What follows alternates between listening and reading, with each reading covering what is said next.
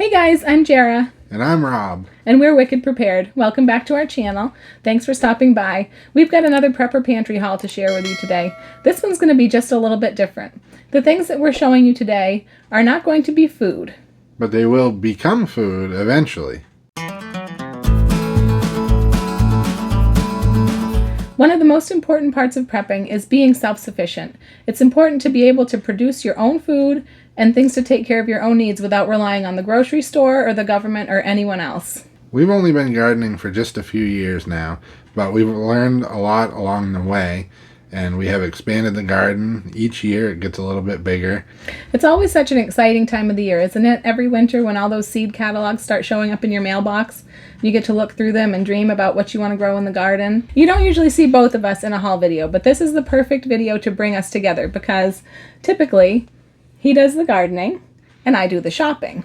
So this is the perfect marriage of both. We've spent weeks or maybe even months going through seed catalogs and looking online at what vegetables and even fruits this year we're going to be looking to grow. Finally got a plan nailed down and got our orders in, and stuff is showing up now, so it'll be growing season here in no time. Yep, we got our first box showed up yesterday from True Leaf Market, and we opened it up and we're super excited to show you all the stuff that we got.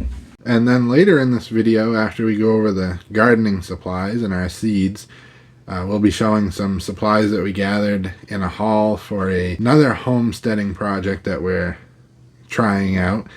Something we've never done before. We do know a little bit about it, and I've been researching it non-stop here for the last few weeks. So it's pretty exciting. Another food creation project that we have. So we placed a pretty large order from True Leaf Market, and we've got a lot of garden seeds, and then I've got some other things that I'm pretty excited about. This is going to be kind of my project, hopefully, if I can manage to do this. If you have time. And if I have time. I really want to start sprouting and microgreens because we live in Maine, so our growing season is about what, like June to October? Yeah, pretty much. if we're lucky. Yeah, so the rest of the year we don't have fresh food from the garden. So we've been toying with ways that we can have fresh food, throughout the winter and year round. And we do have some grow lights and that type of things, but we're looking for ways that we can sustain if the grid were down. And so sprouting and microgreens seems like a great way to go because they don't really require a lot of grow lights or a lot of electrical equipment, and they are quick. Sprouts is less than a week, and microgreens 1 to 2 weeks. Usually you can have some really, really healthy greens, fresh greens, and they really are very nutritious, especially the microgreens. They get to the stage of growing and the nutrients inside of them just completely multiply and explode, and you've got a really, really nutritious fresh food. So what I got is some trays. I basically got, they had kits that you could go with, and I almost went with a kit, and I kind of wonder if maybe I should have gone with a kit, but I really wanted to put my own thing together. So I got these trays, which were they 10 by 10? Yes. 10 by 10 trays. I got some with holes and some without, and then I got, these are smaller 5 by 5 trays that will fit inside of those, and so I can grow different types of microgreens. They had one really big kit that was 20 by 10, so you could have 8 different types of microgreens growing, and I decided to start a little bit smaller. So the microgreen seeds that I got were, this was a really big bag. This is the black oil sunflower. I'm excited to try that one. And then I also got, what is this one? Spring salad mix, I think this says. Spring salad mix. And then I've got red sprouting amaranth and purple radish because I wanted to do some different colors and different flavors of microgreens. And I gotta say, I'm not very experienced with microgreens. I've eaten sprouts a lot all my life. Microgreens are they're a little bit further along than a sprout. The sprout is just the actual seed sprouted. The microgreen goes to its first set of true leaves. But the only experience I really have with microgreens is when we were in Mexico and they put pea shoots on all of the food. And I picked them off and threw them away. But apparently that's microgreens. So if you have any experience with microgreens and how you use them, I mean, I know salads, I'm assuming sandwiches, but if you have any recipes, anything like that, let me know. And I also got these 2 sprout lids, which are just lids that go right on mason jars that I already have that allow you to rinse and drain your sprouting seeds. And so I'm going to do it that way. That was sort of a simple and inexpensive way to get started because I have plenty of mason jars. And then I got 2 types of sprouting seeds. I got some white chia and some, it's a 5, 6 something part salad mix. I can't read that. It's 5. 5-part salad mix. So I'm very excited to start those, and I'll probably do a little video showing those. And I'll let you talk about the seeds. But first, I'm going to talk about this. We got a pack of, this is Mittlighter Magic Micro Mix Nutrients. Now, this is something that we just learned about last year, and so we're going to be trying out some of this. But this is a really amazing, can you get me that book? Sure. This is a really amazing gardening method, and there's a book that you can get. We got this book, and this is really like a textbook. It's really it teaches you well. My bookmark. So this is the Mittlighter course book, and it really is pretty simply written to understand, but it's very comprehensive. It has everything that you could need to know to learn about this method of gardening, which really, this little packet of nutrients, and this is all made from minerals, so these will not, you know, degrade or expire. These will stay good, so you can stock up on these, because that's something that you need to think about as well. You need to really stock up on everything that you need to grow your garden, not just seeds and, you know, the basics, but you need nutrients, you need pest control, all of those things. So we'll have links to all these down in the description. This book is on Amazon, and it's really a wonderful resource if you want to find out about the Mittlighter gardening method. Do some research on it, because it's really an amazing, amazing way to grow really prolific food. And then another important book that we really like, it's got a lot of information, this book all about saving seeds. And it has every vegetable, every fruit, every even flower imaginable. Give you a bunch of information about each fruit, vegetable, and flower, but the main thing it focuses on is how to save the seeds from each one of those plants, because there is a slightly different process depending on what it is that you're saving the seeds from. And having it in book form is just really important. If you figure if we have some kind of a grid down situation, all the information that's on the internet that's at our fingertips is lost. So if you go old school and have it in written form, at least you can refer back to this, and then at that point, saving seeds is pretty important, because you may not be able to order them online, or you may not even find them in the store. So if you have heirloom varieties that you're growing, you can save those seeds and plant a garden for next year.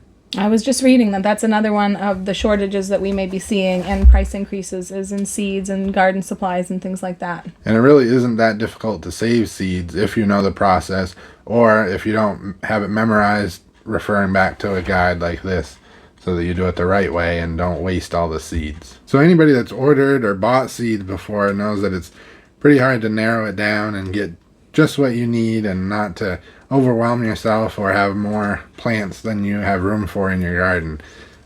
We've been known to go overboard. We've got, this is just, I don't know, maybe a tenth of what we have laid out here in front of us, all from True Leaf Market, and I'm pretty excited about everything that we've got. And we've got the standards. We have peppers and tomatoes, things like that. We had some seeds left from last year and some that I saved that we'll be planting too, but we also got some more unique things, or at least they're new to us, and that's probably the most exciting thing to me, is trying something different and trying something that maybe not a lot of people do in our area, and trying things that people say won't work in our area. And Rob sat down and took the time to make a spreadsheet to keep track of all the seeds, because we have a lot of seeds left over from previous years and last year, and then we have seeds that we've saved, and that's really important, because you don't want to be starting from scratch ever, because you never know when that moment might come that those things might not be available to you. So we always keep a good supply of seeds, and then we just add to it every year. And if you're not inclined to do that, you can buy a seed bank. They put together seed banks that are already built for people to just get a seed bank and have all the seeds you would possibly need in a good container for saving them. But we kind of like to build our own seed bank as we go. One thing that we really paid close attention to this year was leaning more towards heirloom varieties, because you can save the seeds from those. So in other words, most of these we'll plant this year. When we harvest those, we can save the seeds, and theoretically we wouldn't even have to order these next year. We'd have saved plenty of seeds, more than we could ever use probably, and use those in the garden next year. But there were some hybrid varieties that we just thought looked too good to pass up, so we did get a few. And the importance of having some hybrids in your garden along with the heirlooms is that hybrids are designed to be disease resistant, to grow better harvest. So it's still important. You'll still have at least that 1 year of good fruits or vegetables. And plus, we usually always have some seeds left over for the next year. Most seeds will keep pretty well for a couple of years. Depends on what it is, but I try to not plant all the seeds or not start all the seeds that we have on hand, so that we always have some left. That way, if a batch of seedlings doesn't make it, we can hurry up and just start some new ones, or of course the thought is to have them for the following year. So we'll just go through them real quick here. We got 7 different types of peppers that we just ordered from True Leaf Market. So we've got the Keystone Resistant Giant Sweet Pepper, Ancho Grande Hot Pepper, which is a poblano pepper. Purple Beauty Sweet Pepper. We had really good luck with these last year. Those were awesome. So I actually got 2 packets of those. So that means we only have 6 different types of peppers. And we've got the Horizon Sweet Pepper, Big Red Sweet Pepper, and then this one I'm super excited about. I hadn't seen anything like it before, but it's called the Black Pearl, and they call it an ornamental pepper, but you can eat the peppers that grow on it, and I guess they're super spicy. Ooh. This plant grows and it's completely black. As a seedling, it starts out green, and this is all from what I read, so we'll give you guys updates as we actually grow them and see what happens. But they start out as a seedling being green like any other pepper, and once they go out under the sunlight instead of your grow lights, they end up turning black. The leaves, the stem, everything, and then it gets these bright red, really spicy peppers that grow. I'm a sucker for anything non-traditional colored in the vegetable garden. And then we've got 5 different varieties of tomatoes. We got the Great White Tomato. We've got a Super Sweet 100, and this is a hybrid, but I've heard a lot of good things about it. It's a cherry tomato, and you're supposed to get some really big harvest off of these. So it is a hybrid, so we could save the seeds, but if you replant those seeds, you're definitely not going to get the same plant again. You may get nothing at all. You might get some sort of a surprise. So if there was an emergency, it wouldn't hurt to save the seeds, but just know that you're not going to get an exact replica of your first year's plant. And then we've got 3 more hybrid tomatoes, because we have quite a few heirlooms left from last year, the seeds, not the tomato. So we've got a Big Beef hybrid, a Better Boy, and an Early Girl. And those 2 are the type of tomato that I remember my grandmother always growing, the 2 together. And she would always say that if she had a good year for the Better Boy, then the Early Girl might not grow so well, and then vice versa. So I'm anxious to see if that holds true, or with any luck, both of them will grow well. So we've got some yellow Spanish onions, and then some green onions.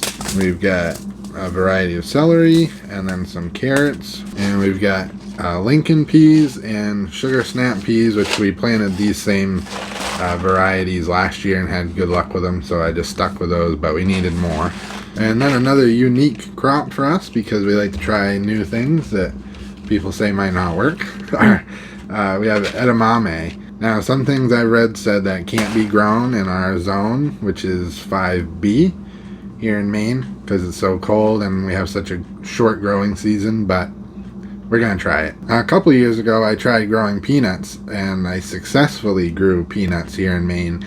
And it can be done, and the more I read, I guess it's a little more common than I thought. But legend had it that my grandfather was the first one in this area to even attempt it. And everybody said he was crazy, but he did it, he made it work. and he grew peanuts here in Maine. So I had to follow in his footsteps and make sure that I had the same skills, and sure enough, I made it work. We've got a zucchini and a summer squash. And we got seeds for sugar pie pumpkins, a sweet dumpling winter squash, and a delicata winter squash. Got cauliflower, broccoli, and a mammoth red rock cabbage.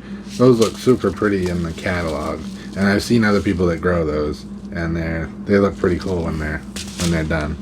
We've got a slicing cucumber variety and a pickling cucumber, the Boston pickling cucumber. Spinach, cantaloupe, which we didn't have the greatest luck with last year, so I picked a different variety this year. Didn't I step on the only one that was doing any good? You might have squashed that idea.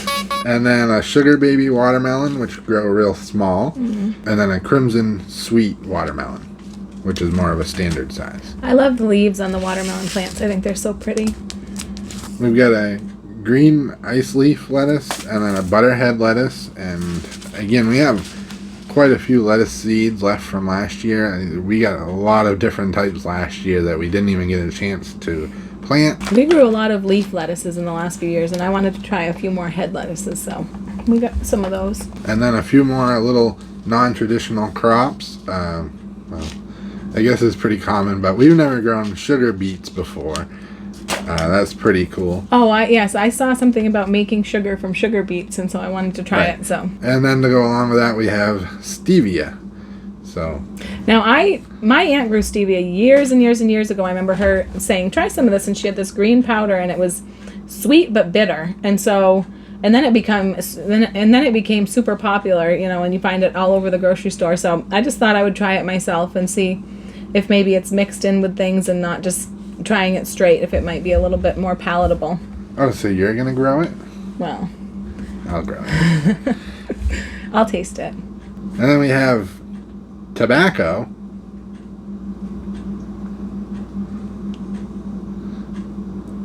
Tobacco.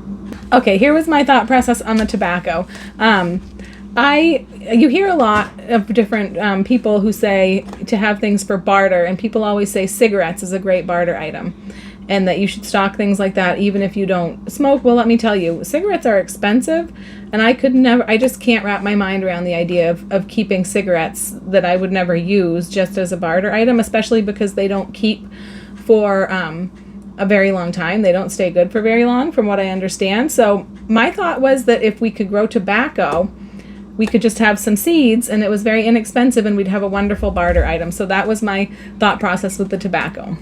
Now, this tobacco may or may not grow here in Maine, but I'll give it a shot and see. I do enjoy the occasional cigar, so that gives me something to look forward to.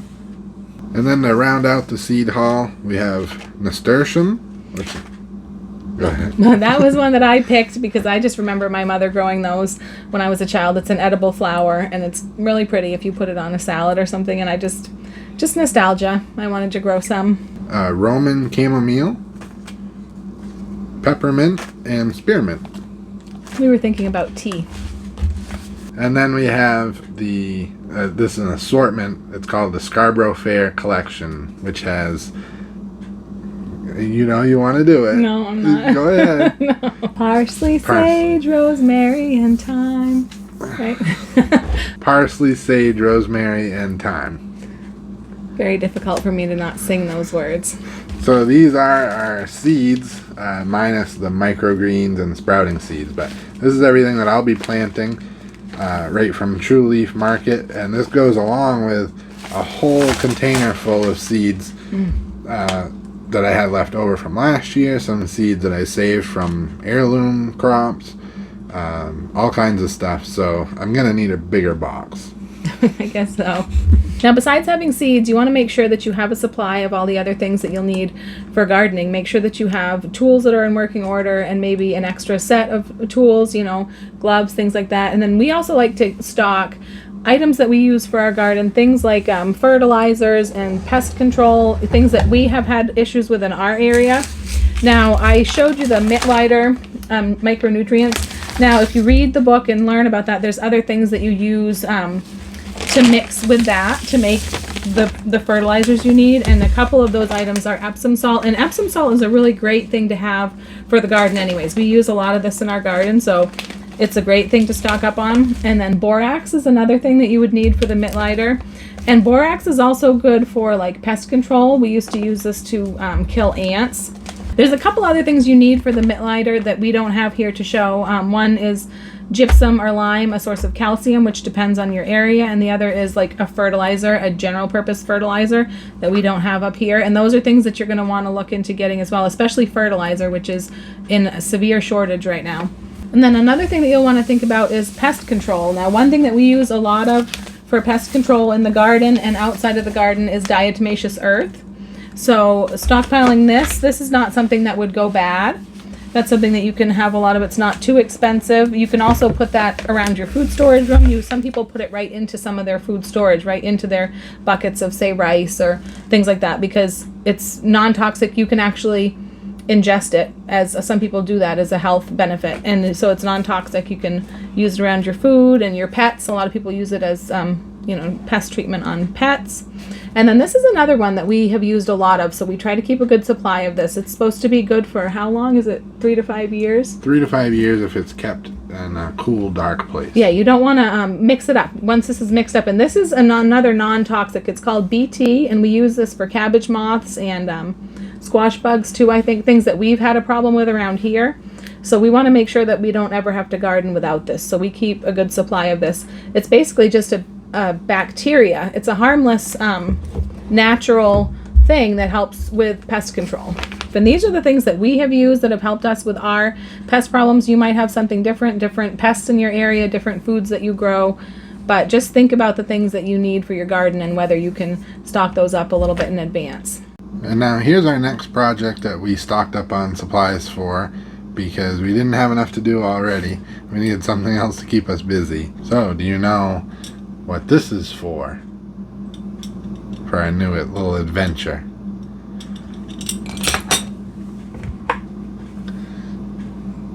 This?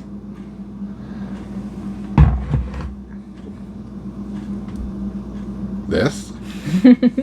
We're going to be making maple syrup. I've been doing a ton of research on it, just non-stop. I love to read articles online, watching YouTube videos. This is our first year, but not going into it blindly. So there's a few different ways that you can collect sap from maple trees. The process is pretty much all the same, and obviously the end result is maple syrup or some sort of maple sugar product. But what varies is how you collect it, the type of container, and how it travels to the container. Yeah, we'll go with that. But since it's our first year, we don't exactly know how each one is going to work for us. So what we did was just get a little bit of each different type, and we're going to try them out, and that gives you folks a chance to see how each different method works. And I'm sure each has its pros and cons, but we'll find out. And then I'm also going to be doing a video on each one of these methods as I do them, and that's coming right up pretty soon. So if you haven't already, make sure you subscribe, and that way you get a notification of when that video comes out, because I'll go into a lot more detail of how to do each method, and then eventually we'll have a video of boiling it down, and I'll review kind of each method and which worked the best for us. So the first step, once you figure out which trees are maple, and to make sure you actually have them on your property, is to drill a hole in the tree so that you can insert the tap. So some taps that you would use require a 5/16 hole, so we have a 5/16 drill bit, and others require a 7/16 hole. Now you'll want to just make sure you use the right size drill bit so that when the tap goes into the tree, it kind of seals up and is a nice tight fit. So I've got all kinds of drill bits in my toolbox, but most of them are covered with metal filings or oil or grease. So I figured it was best to just get a couple new ones, and that way they're nice and sharp and they don't hurt the tree on their way in. They don't do any more damage than is necessary to the tree. Which collecting sap, tapping the maple tree doesn't hurt the tree I'm sure it doesn't feel good. But the tree heals around it, and that's why you get 4 to 6 weeks of collecting the sap, and then the tree, you pull the tap out, but the tree is already healing that hole over. So then you've got the tap that goes in the tree. This is a metal spile, as it's called, and you can see that's pretty big around the part that goes in the tree compared to this one, which is a plastic version, but this would use the 7/16 drill bit. This one would use the 5/16. So we've got those, and then we've got this package of taps that go in the tree, and then you attach a rubber line to. These taps, as you can hopefully see, have hooks on the bottom that you would hook some kind of a bucket or a container to, and then the sap just drips out of the little spout into your container. These taps, which you can't really see on camera, but I'll put a picture up here on the screen. These taps go right into the tree as well, but then they just have a nipple that hangs out. These taps go into the tree, and then instead of hanging a bucket from them or a container, you attach the rubber line.